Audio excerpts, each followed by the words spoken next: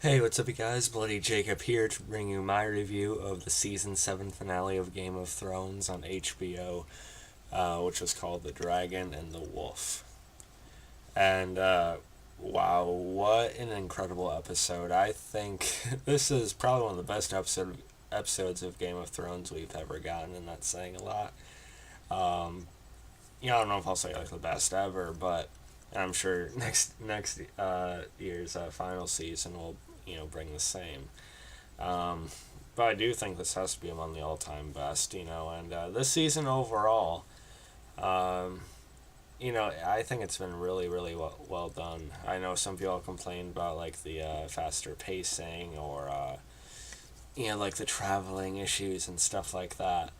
But I think people are just way, way too, nitpicky nowadays. Either way, I'm not going to debate about the, traveling thing right now. I don't really feel like, getting into all of that. Um, but either way, they're delivering such quality scenes, both visually and character-wise, that I think either way, no matter what you think about it, that should overshadow it if you're an actual fan of the show. Because what they are doing with the characters, the storyline as a whole, and just an episode basis, I think is just excellent, incredible. Um, and like I said, this episode is no different than that. Uh, right off the bat, I'm saying I'm rating this episode at least like a 9.9 out of 10, maybe even a 10 out of 10. I don't know. Nothing wrong with the episode that I can think, but as I've said before, I just reserve my 10 out of 10s for like the biggest, most emotional, climactic episodes ever of a show. So I could probably slip it at 10 out of 10, but let's just say a 9.9. But you guys know it's about flawless, so. um, there's so much to talk about in this episode, and I'm definitely not gonna be able to cover it or do it justice completely in this video. Um, I will probably do a video later on, like ranking the seasons, or I might even do another updated characters list or something, even though I did that not too long ago. Um, but yeah, so I'm just gonna do my best to talk about most of the really notable things in this episode, even though everything is kind of notable. um, Let me just talk about one of the two main events right off the bat, and that was the meeting between Cersei, Jaime and their forces, in King's Landing, along with Jon and Daenerys, Tyrion, and the others. And that was such a well done scene, such a well done sequence of dialogue back and forth. I think, and just delivery from all the actors. Just all these characters crossing paths has been a very long time coming, and just to even see them like staring at each other and looking back and forth at each other, it tells you a lot about how well done certain characters are. If they can just be sitting around looking at each other and it feels amazing or really, really intense, and that's what they did there. But it wasn't just quiet either. There's definitely, like I said, definitely a lot of good back and forths in that whole scene. Um, I even have to bring up the Hound and the Mountain. The Hound being one of my three favorite characters, along with Tyrion and Jon.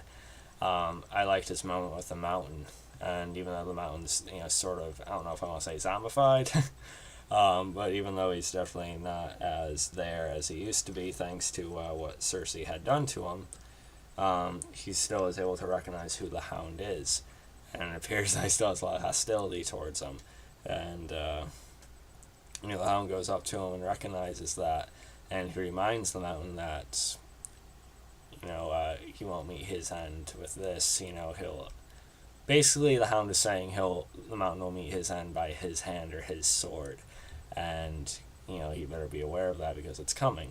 So, Clegane Bull, we have to get in that final season. I think we will.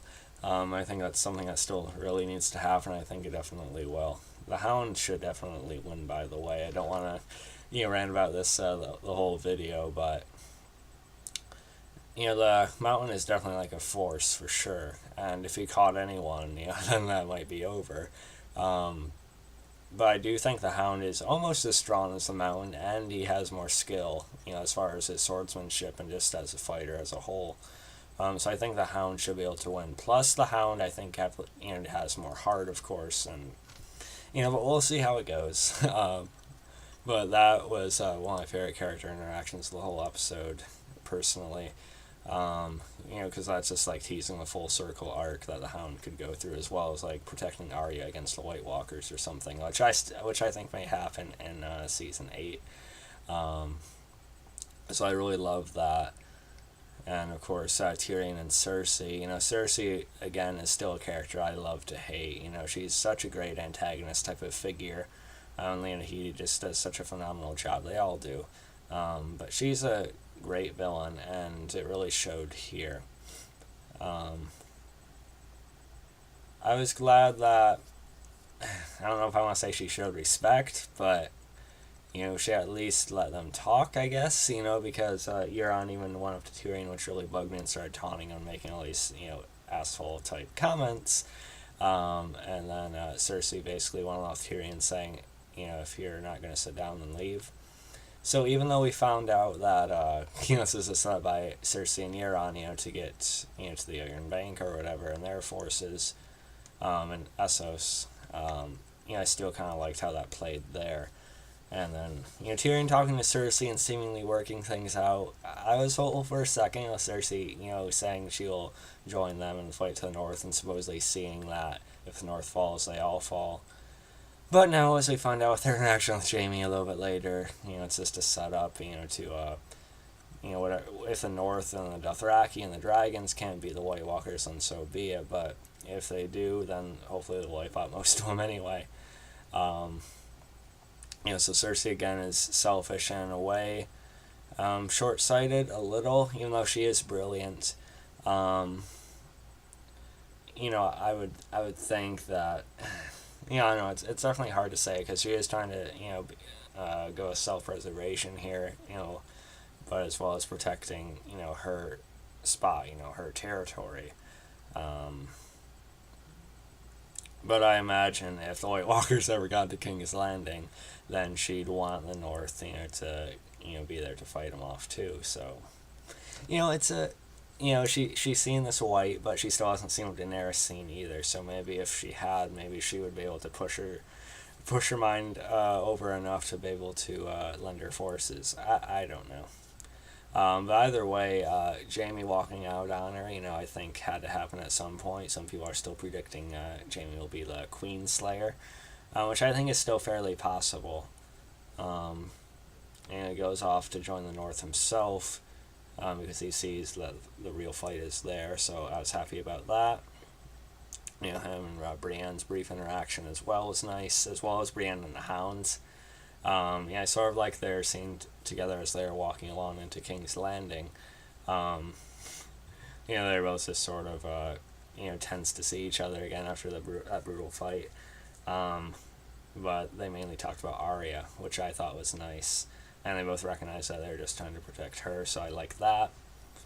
And, of course, everything Jon said, again, Tyrion's interactions were great.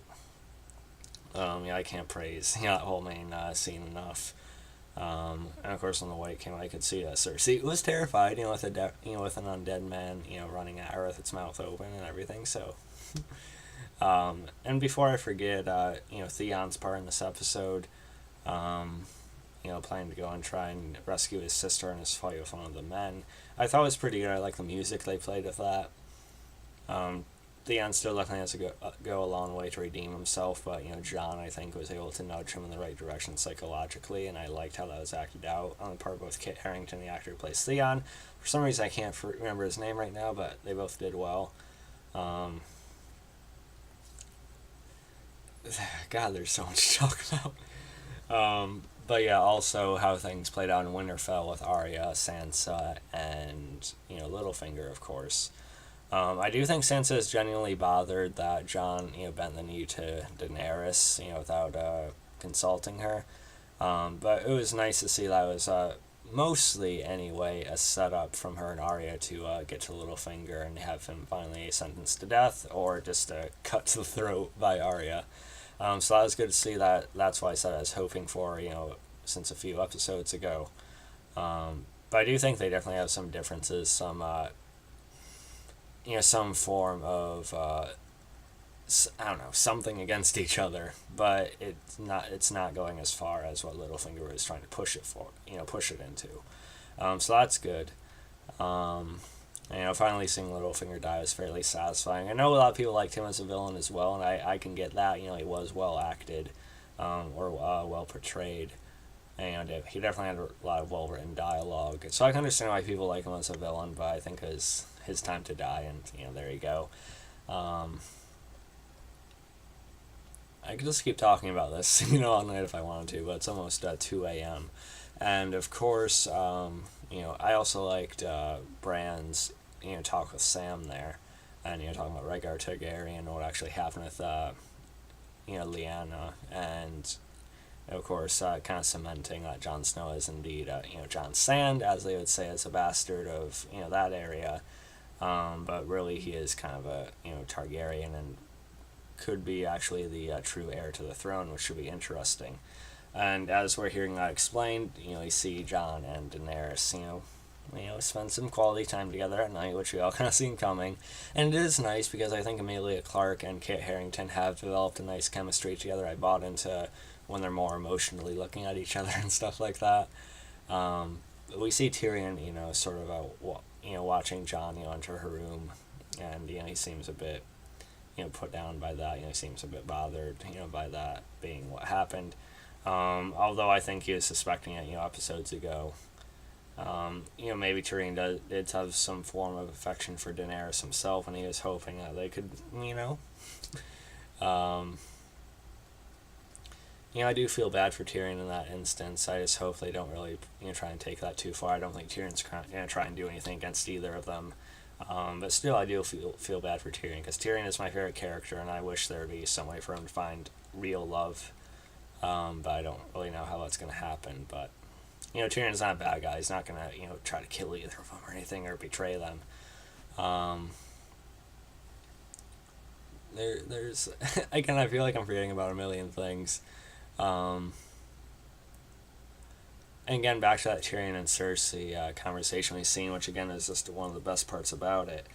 Despite Cersei sort of lying and maneuvering here, I do think, her flickers of emotion with Tyrion and their back and forth had some real, like I said, emotion and feelings behind it. So I liked how all that was portrayed, especially when Tyrion recognized that she was pregnant. And how she still wasn't able to give the order to have Tyrion killed, by the mountain. So I think that is somewhat meaningful, hopefully.